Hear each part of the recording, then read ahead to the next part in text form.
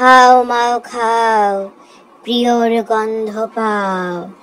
এই প্রিয়, কোথায় আছো তুমি? আমাকে বলো তো প্রিয়। আমি লালটু ভূত এসে গেছি প্রিয়।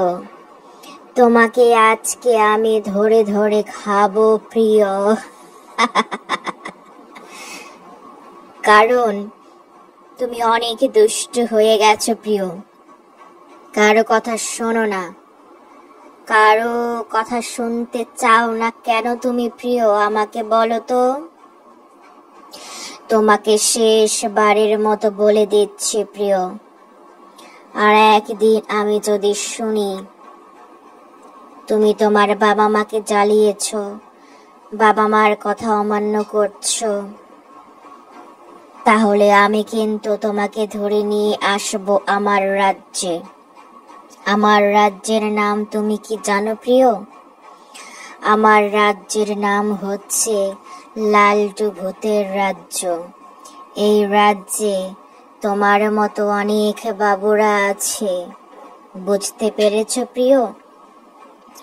তারা তাদের বাবা মার কথা শোনে না, ঠিক মতো খাবার খায় না।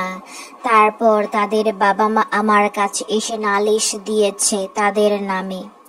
তোমার বাবা মা আমাকে বলেছে, লালটু ভূত, তুমি আমাদের দুষ্ট প্রিয়কে নিয়ে যাও, কারণ আমাদের প্রিয় কারো কথা শুনছে না, এমনকি স্কুলেও যেতে চায় না।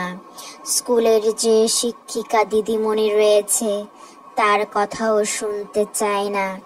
শিক্ষক শিক্ষিকারা সবাই বলেছে, লালটু ভূত, তুমি প্রিয়কে নিয়ে যাও, কারণ প্রিয় তো ঠিক মতো খায়ও না, পড়াশোনাও করে না। ঠিক মতো না খেলে তো মাথায় বুদ্ধি হয় না, গায়ে শক্তি হয় না। আর পড়াশোনা না করলে মানুষ তো জ্ঞান অর্জন করতে পারে না। তাই সে মূর্খ হয়ে রয়েছে।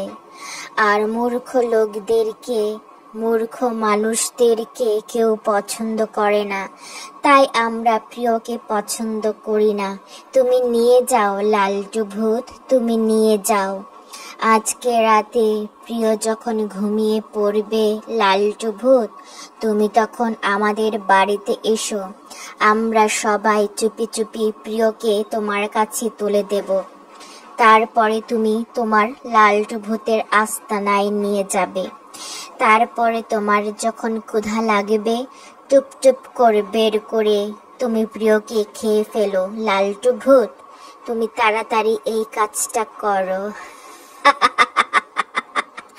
কি করবে এখন তুমি প্রিয়?